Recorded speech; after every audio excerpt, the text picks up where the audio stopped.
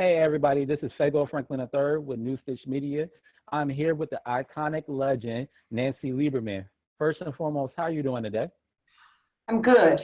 I'm good. We've had better days in our country, but by and large, right now I'm okay. Yes, ma'am. So we're going to just jump right into it because I know you're a very busy woman.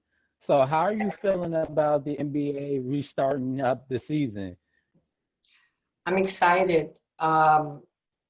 I think a lot of people have been waiting for something. Sports is such an important fabric of our society, brings a lot of people together. Never underestimate the power of the logo, whatever sport or whatever team that you fancy. So I'm waiting for my friends, to get back on the court. I'm excited about, going back and doing TV for the New Orleans Pelicans and seeing Lonzo and Hart and Ingram and Zion. It'll be a little bit of a distraction, but I think we're ready. With everything that is going on in the world, what positive message that you can send individuals about the protest and different things happening around the globe? Well, first, let me start by saying that I have a lot of sadness for George Floyd's family. I can't imagine, I know that's a statement that's been used way too much, but I can't imagine their pain. But to see their dignity and strength and faith and their message, um, I will follow what they say. They say they're a peaceful family, they're a loving family, they're a faithful family.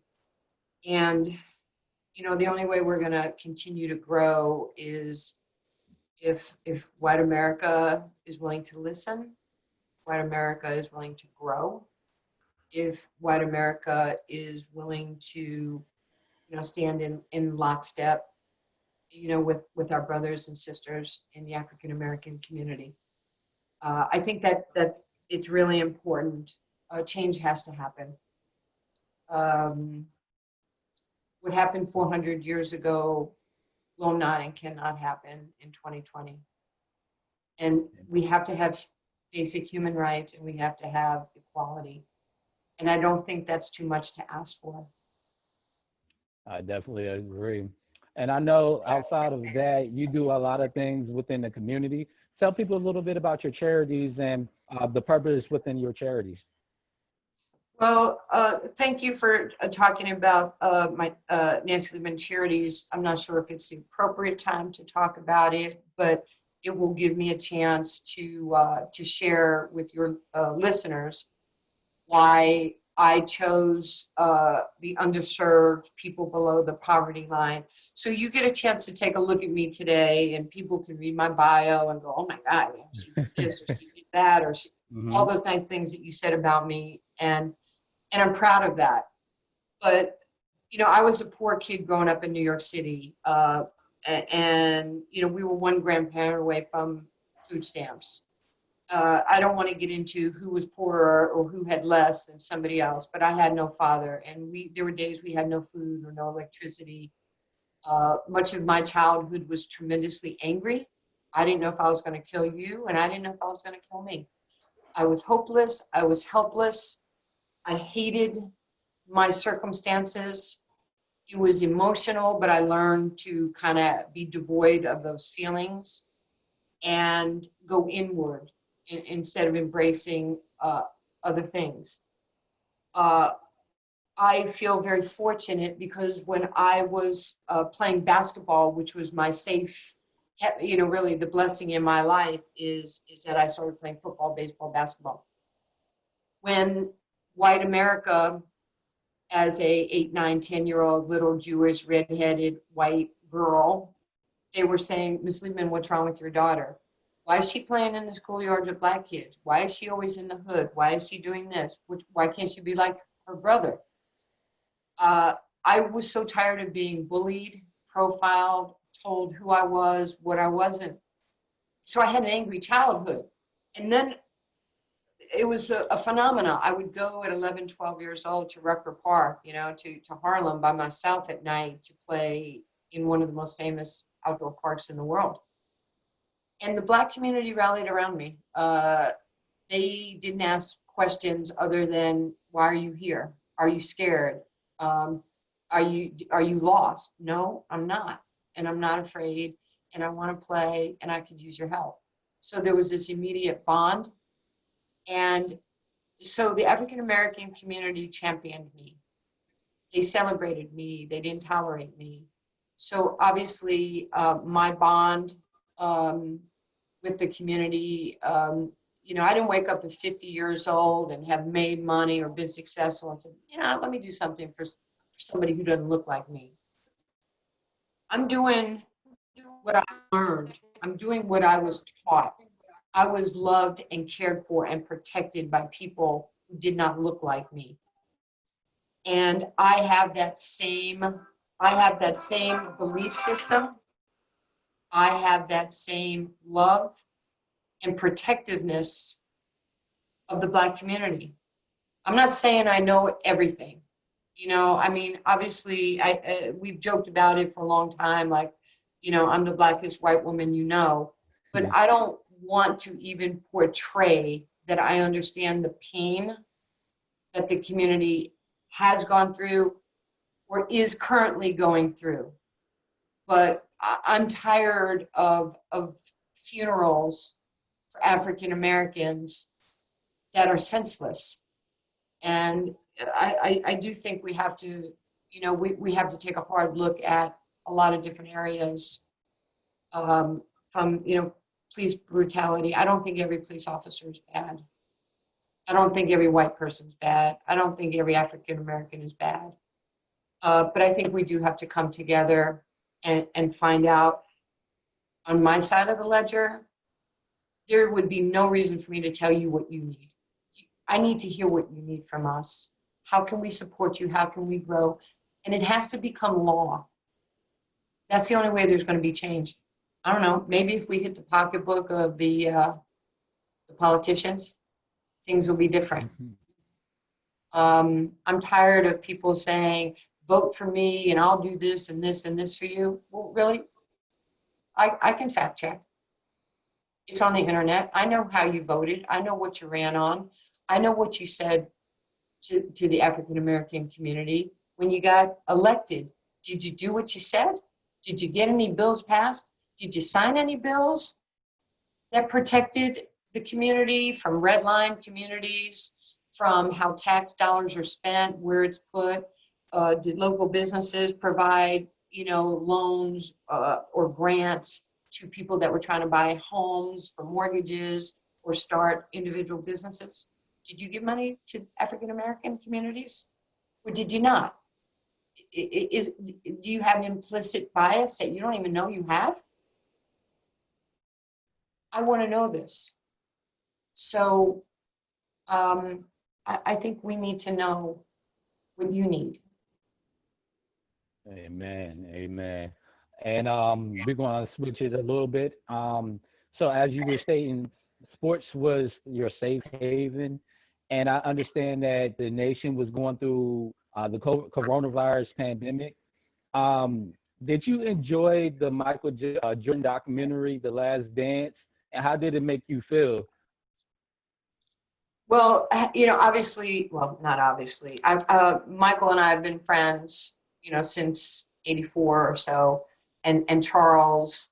So those were my friends out there in the documentary. It's kind of fun to go back and look. I've known Dennis Rodman when I was playing professional basketball and just came to Dallas in 1980. In the first women's professional league, Dennis's sister, Deborah Rodman, was an All-American at Louisiana Tech. She was my teammate. And Dennis would always sit in practice and watch us play. So I've known Dennis for a long time. I loved it. I thought it was accurate. Sometimes people hate to be called out on what they did or didn't do. And I think Michael, he's never wavered on who he is. Kobe Bryant told you, I am who I am. What I've done is because of what Michael Jordan taught me, gave me, shared with me, mentored me. He taught him how to be a champion above champions. Muhammad Ali, who's my hero, my mentor, my lifelong friend, who June 3rd, it was 4 years ago that we buried him. He taught me to have that Mamba mentality, to have a mind of a champion. So there's a reason. There's a lot of Hall of Famers. There's a lot of, all pro players are successful. There's very few iconic. There's very few Tigers or Martinez or Serenas or, Willie Mays, Federers, who just took what they did, like Michael Jordan, to a totally different level. And his mindset, like Kobe's, and I believe like mine, winning is hard. And Jordan showed everybody sometimes there's a lot of tough love and being great. But every one of those players at the end, like Will Perdue and B.J. Armstrong, we wouldn't have been here if Michael didn't push us to be great. There's nothing about Michael that has mediocrity written on it, and I know that personally. I've been around him. I've played against him. I've played golf with him. He wants to kick your behind in everything that you do. And it's funny because my son TJ, who's now 25, he's 6'9". He plays basketball. He's a professional. Been playing in Tel Aviv. Has played the last 2 summers with the Milwaukee Bucks in summer league. A long time ago, back in 1993, I was with Michael when his father died, was murdered. We didn't know at the time. And I said to him one day, we were at Elmhurst College in Chicago, and I was speaking at his camp.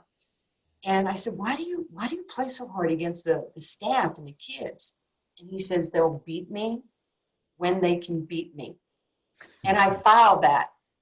They will beat me. So TJ used to say to me when he was like 11, 12, 15 years old, Mom, why do you play so hard all the time?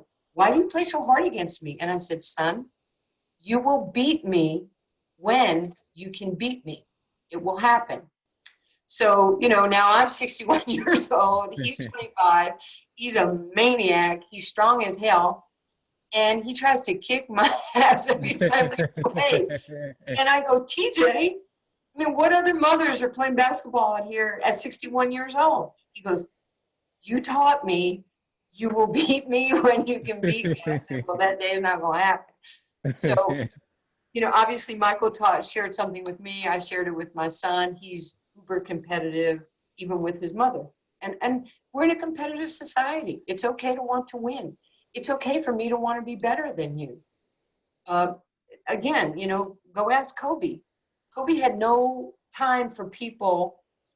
Well, he did. He was amazing. But he was working out at 4 a.m. And if you didn't, and if you were rolling out of bed at 10 and lazy, Kobe didn't have time for your mediocrity. He never did, and he'd crush you. Amen. And the last question I'm gonna ask you, because you are a phenomenal coach and you have done a lot of great things for women in general. What inspirational words that you can give young women who wants to coach at the pro level? What advice can you give them? Well, the first thing that I would say is never stop working, wanting, or dreaming. If you don't believe you should be there, you will not be there. You have, Oprah has her vision board of what she wants to do. And ever since I was like 15, it was, you have to see it. You have to see it. You have to say it to be it. I had to see myself being on the Olympic team as a high school player, even though everybody in the world said it couldn't happen. Every day I saw myself with that USA, with that medal around my neck, being on a podium. So in my mind, it was normal. I saw myself playing against men, because it's what I did my whole life, playing for the Lakers and Pat Riley in 80, playing for the Jazz in 86, and 2 years in the USBL. If I didn't believe I should be there, why should you believe in me that I should be there? Coaching in the NBA. I had to see myself being on an NBA bench with those great men in the league. And then, of course, coaching for Ice Cube, and he's amazing, by the way, the big three. Mm-hmm. It's one of the greatest moments of my life, not only to continue my coaching, but to work for Ice Cube and to have him as someone who's in my life, who I deeply admire. Um, he's a great man. He's a great father. He's a great husband. He's exceptional at so many things. He's the hardest worker in the room, by the way. And for him to make me that first female head coach Mm-hmm. of a men's pro league, and then for us to win the championship because he believed in me. You know, he celebrated me. He didn't tolerate me. And my agent didn't even have to negotiate equality. Um, I was paid exactly what Gary Payton, Rick Barry, Dr. J, Michael Cooper, all those great coaches in our league. I was Mm-hmm. paid equal salary. We didn't have to. We didn't even have to negotiate that. It's pretty cool. Awesome, awesome, awesome. So everybody, Nancy Lieberman, thank you for allowing me to speak with you. And I love everything you have stated with the positive messages as well as the career you have basically put out for everybody with the Mamba mentality as well as working hard and achieving goals. So I definitely appreciate you talking with me. Well, it's my pleasure, and I'll leave on this note. You know, I mentioned Ali and how important he was in my life, and you know, he gave up his career for his cause, and then came back because he had such an incredible belief system. The one thing he taught me early on was there's the most important religion in the world is love, and if we can love each other, that's that's going to take us in the right places. We cannot be divisive. We have to stand together. So thank you for having me. Be well. God bless you and your family. That was fun. Thank you. Yes, Bye. ma'am. Bye.